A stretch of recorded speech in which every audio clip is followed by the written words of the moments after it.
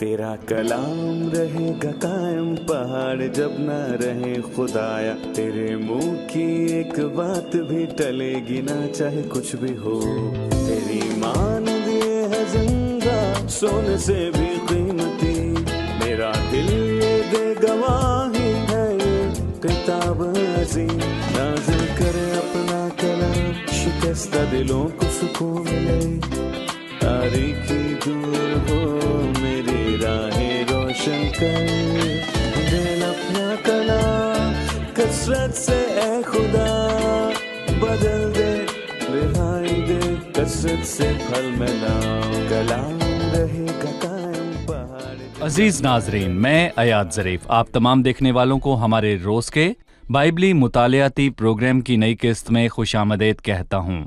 नाजरीन, इस प्रोग्राम में हम बाइबल मुक़द्दस की तमाम किताबों यानी पैदाइश ता मुकाशफा मुकम्मल मुताला पेश कर रहे हैं।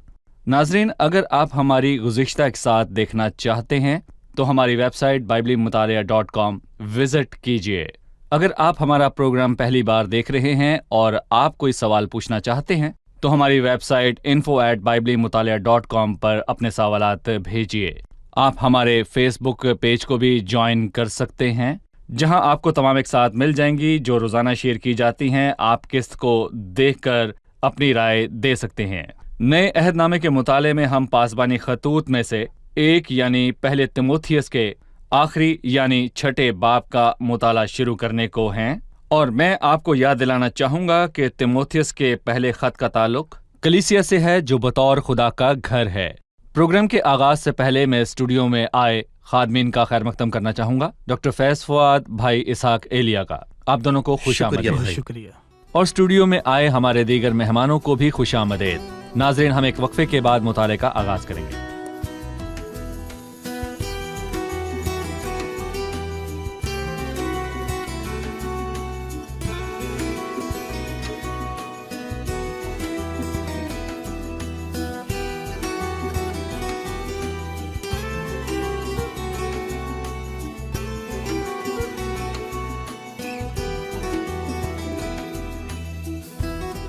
खुशामदीद भाई। डॉक्टर फैज़, छठे बाब की पहली और दूसरी आयत में लिखा है, जितने नौकर जुए के नीचे हैं अपने मालिकों को कमाल इज्जत के लायक जाने, ताकि खुदा का नाम और तालीम बदनाम ना हो।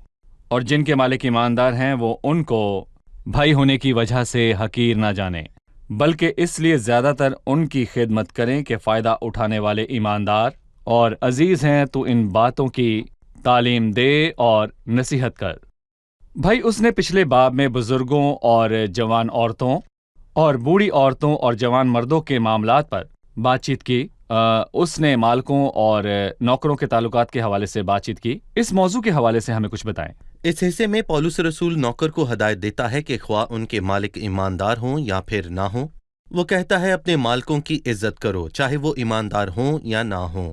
जैसा कि पतरस रसूल अपने पहले खत के दूसरे बाब में कहता है कि ऐ नौकरों, बड़े खौफ से अपने मालिकों के ताबे रहो। और वो फिर ये भी कहता है कि ना सिर्फ नेकों और हलीमों ही के बल्कि बदमिजाजों के भी ताबे रहो। और इसका इन्हिसार इस बात पर नहीं है कि मेरा मालिक या सरदार ईमानदार है या नहीं, बल्कि इसका ताल्लुक इस बात से है कि ये खुदा का हुक्म है कि अपना काम पूरी ईमानदारी से करना और अपने मालिक की इज्जत करनी है। और इज्जत करने में ज़ाती एहतराम और माली एहतराम भी शामिल है। सो क्या मैं अपने मालिक को रुपए पैसे दूंगा? नहीं, बल्कि मैं उसे उसका मुकम्मल हक दूंगा, चाहे वो मेरे हकूक की इज्जत करे या फिर ना करे।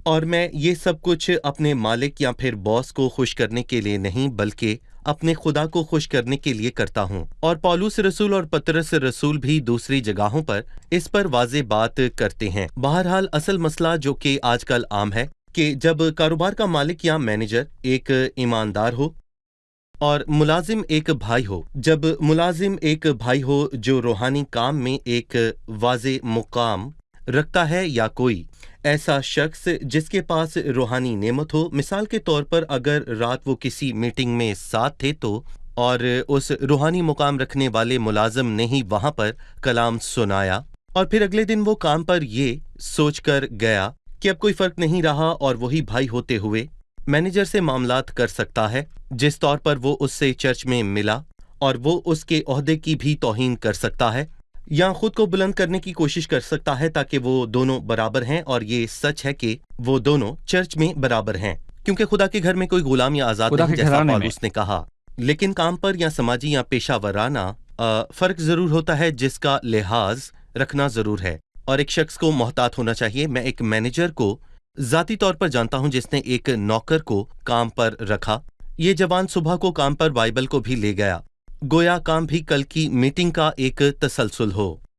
مینیجر کو محسوس ہوا کہ وہ کام میں سنجیدہ نہیں ہے، تو اس نے اسے کہا کہ بے شک وہ چرچ میں تو بھائی ہیں اور اس جوان کو کام کرنا ہوگا۔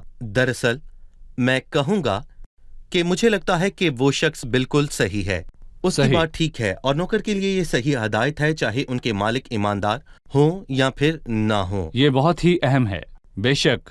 اگر مالک ایک غیر ایماندار ہے تو شاید کچھ لوگ ٹھیک ہیں کام نہ کریں، یہ سوچ کر کہ انہیں مناسب موضوع نہیں مل رہا۔ وہ اس لیے کہتا ہے تاکہ خدا کا نام اور تعلیم بدنام نہ ہو۔ ٹھیک ہے بھائی فیاض، میں عزت دینے اور چاپلوسی کرنے میں فرق کرنا چاہتا ہوں۔ کسی کمپنی یا ادارے میں بطور ایک ملازم کے مجھے اپنے باس کی عزت کرنا چاہیے، اور وہ ایماندار ہو یا نہ ہو، لیکن چاپلوسی کیا ہے؟ مطلب کچھ ملازم جنہیں یہاں نوکر کہا جاتا ہے اپنے مینیجرز کی حد سے زیادہ تعریف یا چاپلوسی کرتے ہیں۔ ہم عزت و احترام اور ریاکاری میں خدا کے کلام کے مطابق کس طور پر فرق کر سکتے ہیں؟ دیکھیں، چاپلوسی وہ باتیں کہنا ہے جو کہ دراصل حقیقت نہیں۔ چاپلوسی جھوٹ ہے، اور عزت وہ ہے جس کا کوئی شخص حقدار ہو، چاہے اس کی شخصیت کیسی بھی ہو، اور کام پر میرا مینیجر قابل عزت ہے اور اس کے احکام مجھے ماننے ہیں۔ یہ بائبل کا اصول ہے، لیکن اگر میں کچھ ایسا کہوں جو سچ نہیں تو یہ چاپلوسی اور سراسر جھوٹ کہلائے گا۔ میرا خیال ہے کہ اگر مینیجر ایک ایماندار ہے جو فہم رکھتا ہے تو وہ فرق پائے گا۔ ٹھیک ہے بھائی اسحاق، وہ تیسری آیت میں کہتا ہے اگر کوئی شخص اور طرح کی تعلیم دیتا ہے اور صحیح باتوں کو، یعنی ہمارے خداوند یسوع مسیح کی باتوں اور اس کی تعلیم کو نہیں مانتا جو دینداری کے مطابق ہے، وہ مغرور ہے اور کچھ نہیں جانتا، بلکہ اسے بحث اور لفظی تکرار کرنے کا مرض ہے، جن سے حسد اور جھگڑے اور بدگوئیاں اور بدگمانیاں اور ان آدمیوں میں رد و بدل پیدا ہوتا ہے جن کی عقل بگڑ گئی ہے اور وہ حق سے محروم ہے اور دینداری کو نفع ہی کا ذریعہ سمجھتے ہیں۔ احکام کو نہ ماننے کے حوالے سے یہاں پر خبردار کیا گیا ہے، ہمیں اس کے بارے میں کچھ بتائیے۔ جی، اس کا پس منظر اس بات سے تعلق رکھتا ہے جو ہم نے ابھی نوکروں اور مالکوں سے سنی۔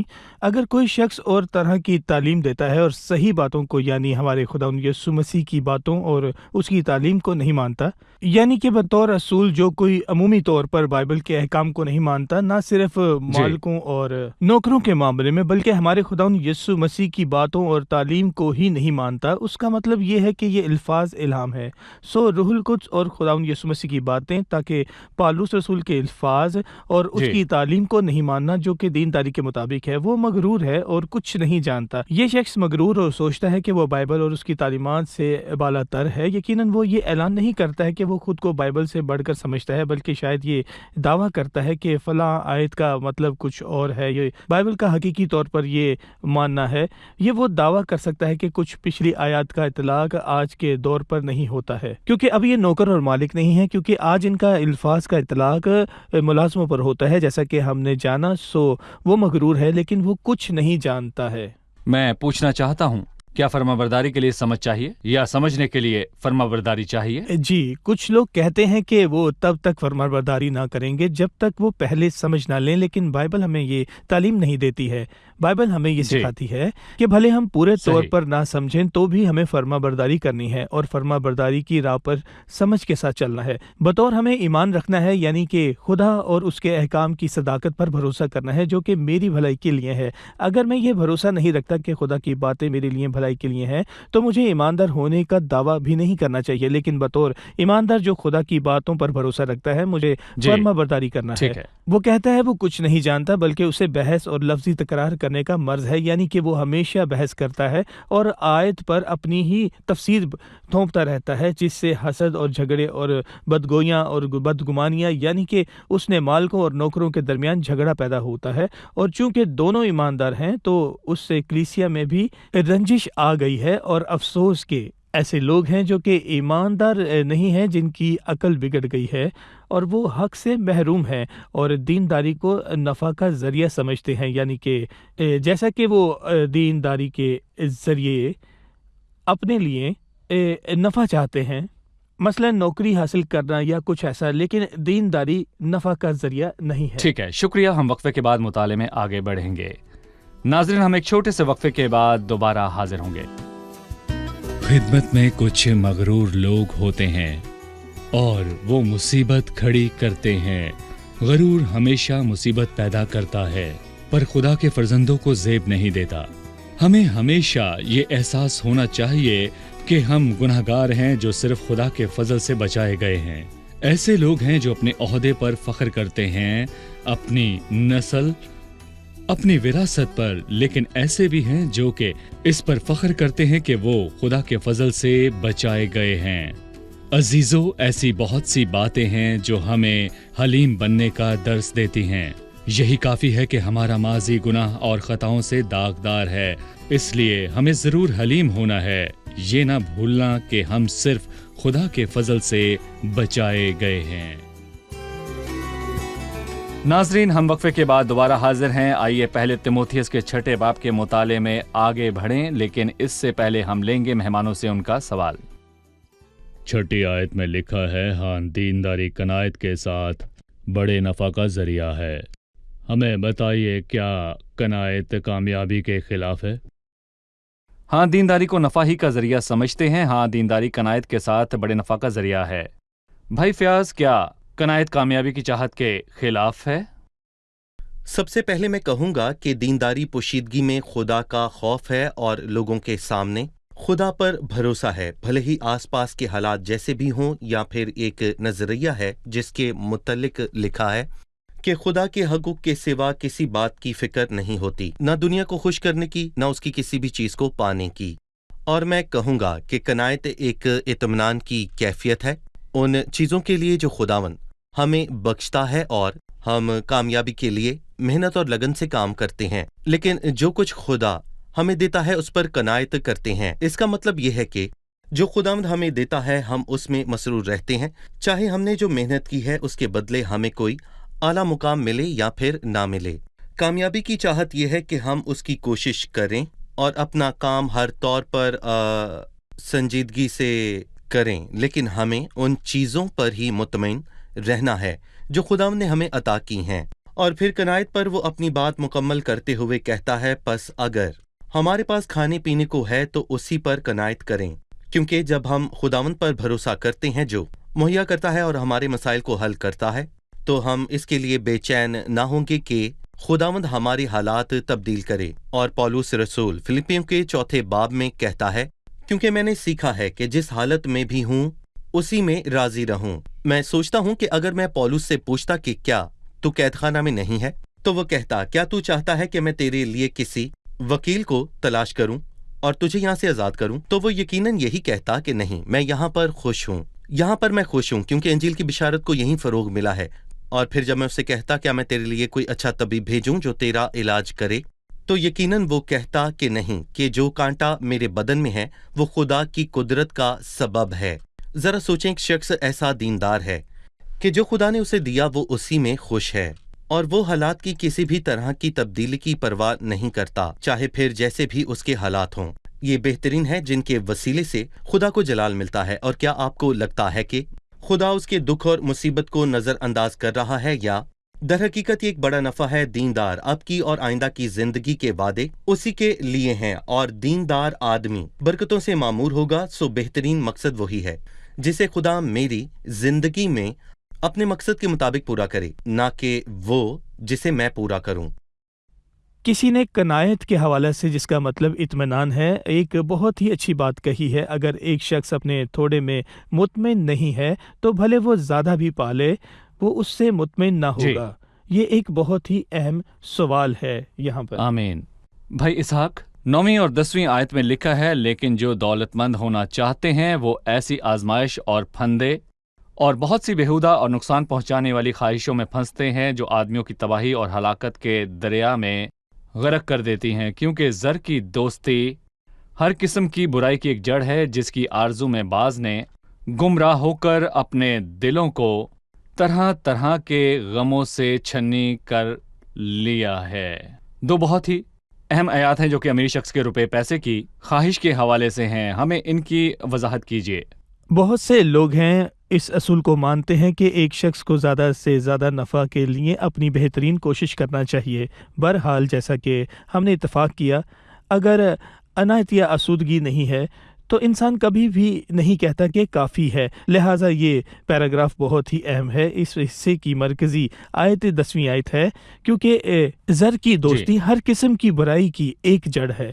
दौलत कोई मसला नहीं है, दौलत अपने आप में एक बरकत है, खुदा की नेमतों में से एक है। मसला उससे मोहब्बत का है और उसे दिल लगाने का। खुदावंद यीशु मसीह ने हमें तालीम दी है कि दो मालिकों की खिदमत नहीं कर सकता, यानी खुदा और दौलत। ईमानदार दौलत के मामले में एहतियात बरतता है और बहुत से ईमानदार दौलतमंद होते सही। हुए और ये बरकत करते हैं। लेकिन अगर मेरी बाग दौलत की मोहब्बत के हाथ में है तो दौलत मेरी मालिक बन चुकी है। लेकिन अगर मेरी बाग खुदावंद के हाथ में है और दौलत मेरी गुलाम है तो मैं सही हालत में हूँ। यहाँ क्या हो रहा है? अफसोस, दौलत मालिक है जिसकी आरजू में बाज ने तो फिर देखें, दौलत खुदा की नेमतों में से एक है जिसका ताल्लुक मेरी ज़िंदगी के लिए उसके मंसूबे हैं, लेकिन मैं ज़िंदगी में उस मंसूबों का तालिब नहीं। मेरी ज़िंदगी के लिए मेरा अपना मंसूबा है जिसे बड़े अनबार दरकार हैं। ये खुदा से मुकम्मल आज़ादी है। मसला ये नहीं है कि मुझे और दौलत चाहिए, बल्कि ये वजह मखसूस है कि हदें। मुझे वो दौलत क्यों चाहिए। सकूनत की हदें मुकर्रर की तो फिर क्यों मैं उन हदों से निकलना चाहता हूँ। सही। अगर मैं अपने मंसूबे पर ही इन्हिसार करता रहूंगा तो नतीजा ये होगा कि ज़र की दोस्ती हर किस्म की बुराई की जड़ है। ज़र की दोस्ती एक इंसान को झूठ और चोरी सिखाती है। ज़र की मोहब्बत इंसान को रिश्वत खोरी सिखाती है, जैसे कि रिश्वत ले लेना या किसी को कत्ल ज़र कर की देना। खातिर यहूदा ने खुदा उनको धोखा दिया। उसने खुदा को हर तरह से धोखा दिया, सो वो आजमाइश में पड़ जाते हैं, फंदे में फंस जाते हैं। बहुत सी नामाकूल और खतरनाक ख्वाहिशा जो कि लोगों को तबाही और बर्बादी की तरफ खींच ले जाती है, वो ज़र की दोस्ती है जिसकी आरजू में बाज ने गुमराह होकर अपने दिलों को तरह तरह के गमों से छलनी कर लिया है और गुमराही का रास्ता इख्तियार कर लिया है। बेशक ये बहुत ही ज़ोरदार अल्फाज हैं। उसका मतलब है कि वो बुनियादी मसीही तालीम से ही भटक गए हैं और खुद को ऐसी मुसीबत में डाल लिया है जिसका सामना करने के अब वो इस लायक नहीं है। सही। डॉक्टर फैज़, 11वीं और 12वीं आयत में लिखा है, मगर ऐ मर्द खुदा, तू इन बातों से भाग और रास्तबाजी, दीनदारी, ईमान, मोहब्बत, सब्र और हिल्म का तालिब हो। ईमान की अच्छी कुश्ती लड़, उस हमेशा की जिंदगी पर कब्जा कर ले जिसके लिए तू बुलाया गया था और बहुत से गवाहों के सामने अच्छा इकरार किया था। इन अल्फाज के मुतालिक आपका तबसरा दरकार है। जी, मैं कहना चाहूंगा कि इस बात का पहले और दूसरे तिमोथियस के सिवा और कहीं भी जिक्र नहीं मिलता। पहले खत में पौलुस रसूल खुद तिमोथियस की तारीफ कर रहा है। बहरहाल, मैं यहाँ पर ये कहना चाहूंगा कि ये वो बात है जो अपने आप में सबकी तारीफ करती है। हम नदी के मुखालिफ तैर रहे हैं, जबकि लोग एक सिमत में चल रहे हैं जो किसी दूसरी सिमत का इंतखाब करते हैं और खुदा की तरफ खड़े होते हैं, बेदीनी और बदी के आयाम में खड़े होते हैं, जबकि हर कोई फरेब देता है। कुछ ऐसे हैं जो कहते हैं हम फरेब नहीं देंगे। वो उन पाक मछलियों की मानिंद हैं जो पर और छिलका रखती हैं, सो वो नदी के मुखालिफ सिमत चलती हैं, जबकि सब एक सिमत जा रहे हैं। कुछ ऐसे हैं जो खुदा की तरफ जाते हैं। ये शख्स नाकामी के दौर में जाहिर होता है, सो ये शख्स खुदा की तरफ खड़ा होता है और खुदावंद उससे बेहद खुश होता है। और यही बात पुराने अहदनामे में वाज़ेह तौर पर लिखी है, यानी कि मर्द खुदा पुराने अहदनामे में बहुत से नबी हैं, लेकिन हर एक के लिए मर्द खुदा का लफ्ज इस्तेमाल नहीं हुआ। और ऐसे 11 नबी हैं जिनके लिए मर्द खुदा का लफ्ज वाज़ेह तौर पर इस्तेमाल किया गया है, और मैं कहूँगा कि वो खुदा की तरफ ही खड़े हैं। मगर ऐ मर्द खुदा, तू इन बातों से भाग, ज़र की दोस्ती और दुनिया की मोहब्बत से भाग। सो कोई इस नदी के मुखालिफ तैरने के लिए क्या करे? वो 6ठी आयत में खूबसूरत इखलाकी सिफात को बयान करता है जो جو کہ میں کہوں گا کہ اس مرد خدا میں نظر آتی ہیں، اور پہلی ان میں راست بازی کی طلب ہے۔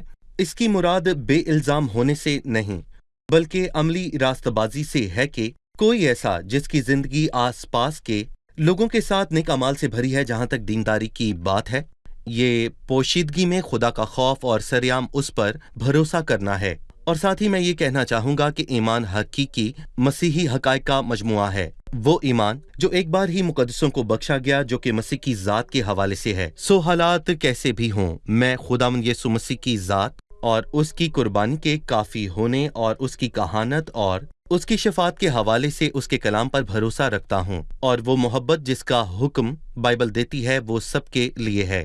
دیکھیں، صبر کا مطلب یہ ہے کہ میں خداوند خدا پر بھروسہ رکھتا ہوں چاہے حالات جیسے بھی ہوں۔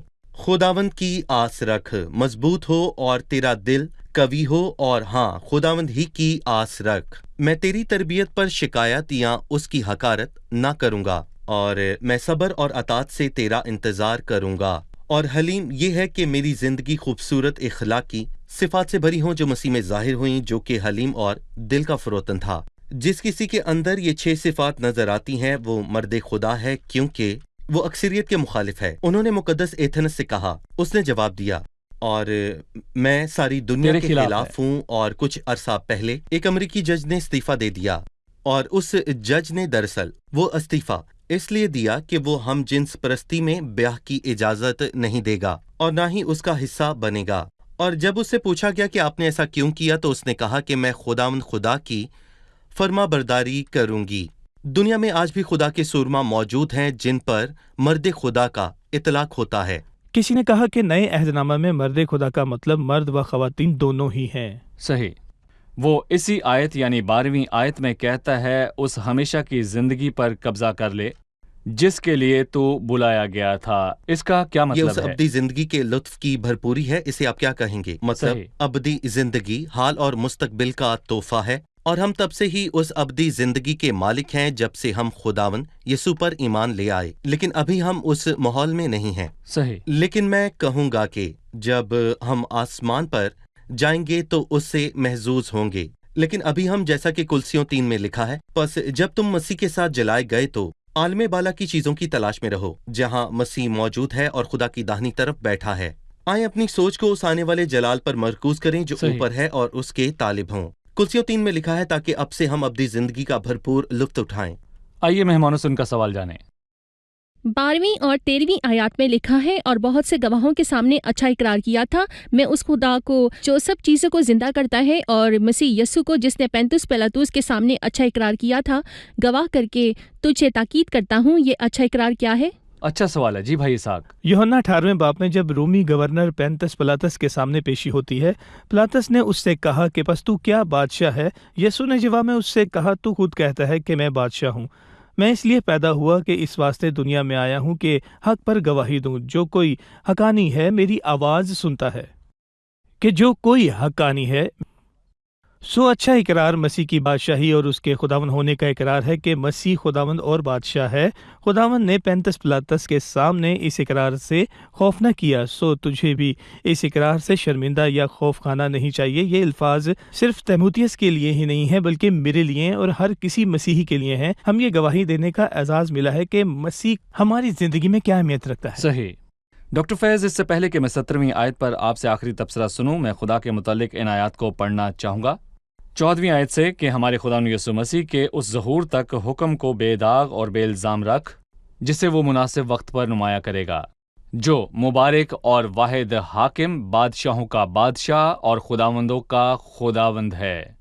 بقا صرف اسی کو ہے اور وہ اس نور میں رہتا ہے جس تک کسی کی رسائی نہیں ہو سکتی ہے، نہ اسے کسی انسان نے دیکھا اور نہ دیکھ سکتا ہے۔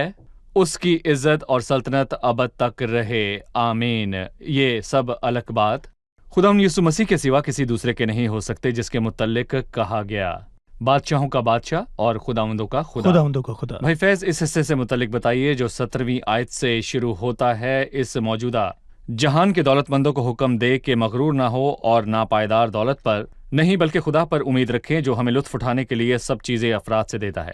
پالوس رسول دولت مندوں کو حکم دے رہا ہے کہ اپنی دولت کو اپنے مستقبل کی ضمانت نہ سمجھیں کیونکہ دولت سدا نہیں رہتی، لہٰذا اس پر بھروسہ کرنا حکمت نہیں ہے کیونکہ یہ آپ کے مستقبل کی ضمانت نہیں ہے۔ دولت ایک لمحے میں ختم ہو سکتی ہے، چاہے پھر وہ روپے پیسے کی دولت ہو، وہ ختم ہو جائے گی۔ پھر چاہے آپ کے پاس سونا چاندی ہو، یہ کسی بھی چیز کی ضمانت نہیں ہے۔ ایک اچھے مستقبل کی بنیاد خدا کے خوف سے رکھی جاتی ہے، اور انبیاء زادوں کی بیویوں میں سے ایک عورت نے الیشا سے فریاد کی اور کہنے لگی کہ تیرا خادم میرا شوہر مر گیا ہے، اور تو جانتا ہے کہ تیرا خادم خداوند سے ڈرتا تھا۔ اس کا وعدہ ہے کہ میں نے صادق کو بےکس اور اس کی اولاد کو ٹکڑے مانگتے نہیں دیکھا۔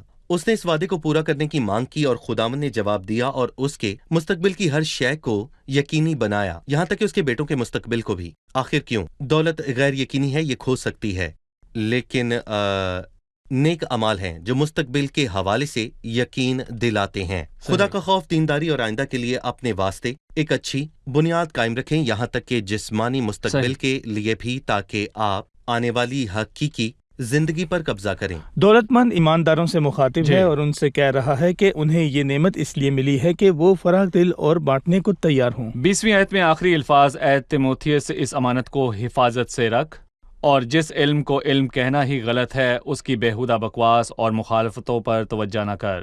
بعض اس کا اقرار کر کے ایمان سے برگشتہ ہو گئے، تم پر فضل ہوتا رہے۔ اس آیت پر آپ کا آخری تبصرہ، اس کے متعلق ہمیں بتائیے۔ امانت مختصراً یہ ہے کہ خدا نے ہم مسیحوں کو حق سونپ دیا ہے، اور یہ امانت سونپنے والا دراصل مسیح ہے، اور امانت بائبل کی سچائی ہے، وہ ایمان ہے جو ایک ہی بار مقدسوں کو بخش دیا گیا آسمان پر جانے سے پہلے۔ اس نے ہمیں اس کی حفاظت کا حکم دیا۔ آپ اسے یوں سمجھ سکتے ہیں کہ اگر کسی شخص کے پاس زیورات ہوں اور وہ بیرون سفر جاتے ہوئے مجھے کہے کہ آپ نے اس کی حفاظت کرنی ہے، اور جب وہ لوٹ کر آئے تو میں اس سے کہوں کہ آپ کا صندوق جو آپ نے مجھے دیا تھا وہ ٹوٹ گیا ہے، یا پھر کہوں کہ وہ کھو گیا ہے۔ وہ قیمتی زیورات تھے، اور جب وہ واپس آئے تو میں کیسے کہوں کہ وہ کھو گئے ہیں؟ اور اس لیے ہم اس پر بہت سی باتیں کریں گے جب ہم امانت پر دوسرے تیموتھیوس کے خط پر غور کریں گے۔ جو امانت تجھے سونپی گئی ہے اس کی خوب حفاظت کر، کیونکہ اس کا مالک لوٹ کر آنے والا ہے۔ آپ دونوں کا شکریہ، ہم پہلے خط کے اختتام پر پہنچ چکے ہیں اور تیموتھیوس کے نام دوسرے خط کے مطالعے کے منتظر ہیں، لیکن اب ہم جانیں گے مہمانوں سے ان کی رائے۔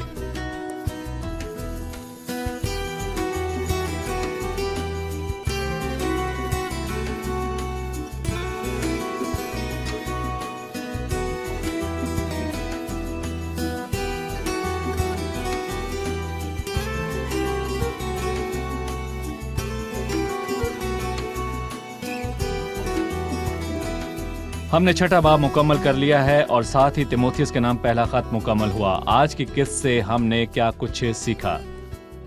خداوند کی مرضی کے مطابق خدا کے گھر کی ترتیب کا خیال رکھنا اہم ترین بات ہے۔ صحیح، خداوند کی مرضی کے مطابق مجھے اس پر قناعت کرنا ہے جو کچھ میرے پاس ہے، اور دولت کا طالب نہیں ہونا، کیونکہ اس سے میں مسائل میں پڑ جاتا ہوں۔ ہمیں فرما برداری کرنی ہے، اور فرما برداری کی راہ پر ہم سمجھ جائیں گے، کیونکہ ہمارے سب معاملات کا انحصار خدا کی وفاداری پر ہے اور ہمارے خدا کا کلام اور اس کی بھلائی پر بھروسہ کرنے پر ہے۔ صحیح۔ مجھے وہ آیت بہت پسند آئی جس میں لکھا ہے دینداری قناعت کے ساتھ بہت نفع کا ذریعہ ہے۔ گویا یہ آیت میرے سامنے اجاگر ہوئی، میں نے اسے پہلے بھی کئی بار پڑھا ہے، لیکن پہلی بار میں اسے اس طور پر سمجھا ہوں گویا یہ بائبل ہماری حوصلہ افزائی کر رہی ہے کہ خود سے اوپر نہیں بلکہ آس پاس دیکھیں کہ ہم کہاں رہتے ہیں، بلکہ جو کچھ ہمارے پاس ہے اس پر قناعت کریں اور خدا کے خوف میں اور اس کے جلال کی خاطر جینے کی فکر میں رہیں۔ صحیح۔ آپ سب کا شکریہ، خادمین کا بھی بہت شکریہ۔ آنے والی قسط میں خدا ان کے فضل سے پھر ملاقات ہوگی اور ہم تیموتھیوس کے نام دوسرے خط کا مطالعہ شروع کریں گے۔ خداوند آپ سب کو برکت دے۔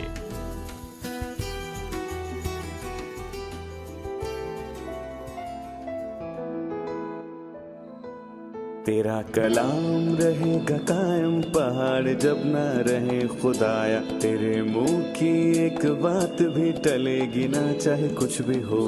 تیری مانند یہ ہے زندہ، سونے سے بھی قیمتی، میرا دل یہ دے گواہی ہے، یہ کتاب عظیم نازل کرے اپنا کلام، شکستہ دلوں کو سکون ملے، تاریکی دور ہو میری راہیں روشن کر، دل اپنا کلام کثرت سے اے خدا